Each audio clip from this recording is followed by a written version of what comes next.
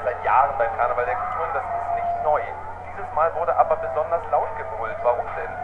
Es ist nicht neu und wir brüllen eigentlich jedes Jahr, aber es ist schön, dass es dieses Jahr gehört wurde. Denn es ist kein neues Problem. Es ist wirklich schwierig für die Gruppen, sich zu finanzieren. So eine Teilnahme ist sehr teuer. Wir verlangen keine Startgebühr, aber natürlich finanzieren die ihre Kostüme, ihre Tanzlehrer, alles selber. Und was ist der Ausweg, den sich die Werkstatt der Kulturen wünscht? Also wir wünschen uns, dass eine Lösung bei der Gruppenfinanzierung gefunden wird.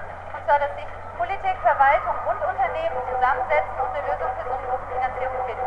Dann sagen Sie mir doch mal, warum das der Steuerzahler bezahlen soll, wenn die Gruppen hier in bunten und beeindruckenden Kostümen, wie wir auch gerade im Hintergrund sehen, kommen. Weil der Karneval sehr wichtig ist für diese Stadt.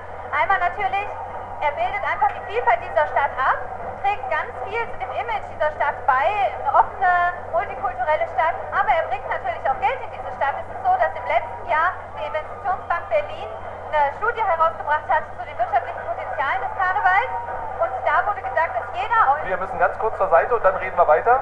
Und zwar hier, dass jeder Euro, der investiert wird, 5 Euro an öffentlichen Einnahmen bringt. Und jetzt noch eine persönliche Frage zum Abschluss. Wenn man dann von der Werkstatt der Kulturen ist, dann hat man ein Jahr gearbeitet, jetzt kommen hier die Gruppen vorbei. Macht das Spaß an dem Tag selber eigentlich noch oder ist man eigentlich dann froh, wenn alles gut geklappt hat und man ist jetzt viel zu nervös, um das genießen zu können? Man ist super froh, dass alles gut geklappt hat, aber doch, wir können das genießen, weil wir warten ja das ganze Jahr darauf. Vielen, vielen Dank an Vassiliki Gorzas und wenn was ist, sprechen wir uns wieder, auch heute noch und was mit dem Geld passiert, das wird im Laufe dieser Sendung auch noch das ein oder andere Mal thematisiert werden. Und Marco, du hattest Glück, dass du nicht von dem Drachenkopf aufgefressen wurdest. Das ist nämlich der blaue Drache und das sind taiwanesische Jugendliche und Kinder, die Sie hier sehen. Das ist ein Gastbesuch. Im letzten Jahr waren nämlich deutsche Schüler und Kinder, Schüler sind immer Kinder, in Taiwan und das ist jetzt der Gegenbesuch hier. Sie gehören noch zu den blauen Drachen dazu.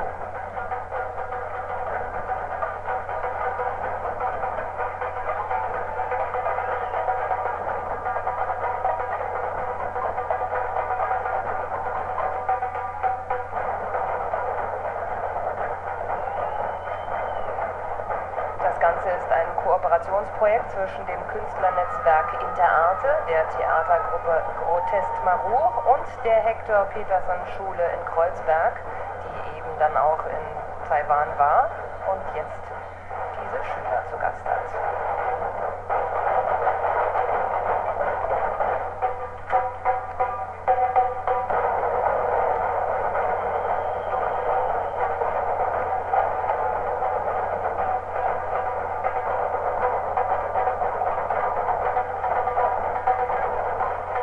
Unterstützt wird diese Gruppe, der Blaue Drache, und jetzt auch die taiwanesischen Musiker hier von der Dream Community aus Taipei. Die Dream Community hat auch einen Karnevalsumzug, die Dream Parade. Und das haben sie sich im letzten Jahr angeschaut und jetzt sind sie hier alle zusammen zu Gast. Wenn Sie gerade vor dem Computer oder nachts vor dem Fernseher sitzen und denken, ja, ach man, das klingt ja ganz nett, wenn Sie da unten stehen, das ist so laut, Sie haben keine Vorstellung, ich war ja an der Strecke und das ist sehr, sehr laut. Ich finde ehrlich gesagt, ich muss da mal kurz einhaken, dieser eine Mann in der Mitte könnte sich mehr anziehen. Also ich finde... Ja, stimmen Sie ab. Ja, Genau den meine ich. ein Stringtanga muss man tragen können. Aber immerhin mutig. Ja, so kann man es auch bezeichnen.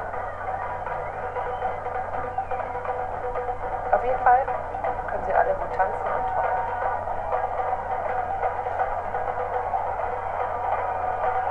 Ja, also was wir damit sagen wollten, kleiner Hinweis an den Kameramann, wir müssen das nicht ständig sehen.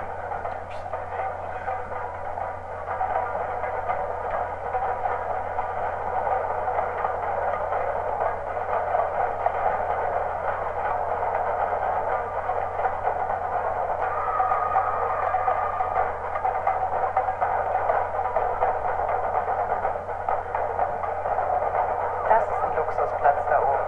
Sehr schön. Auch die Dekoration finde ich ganz gelungen. Diese Schals, diese rosanen, meine ich, die da unten.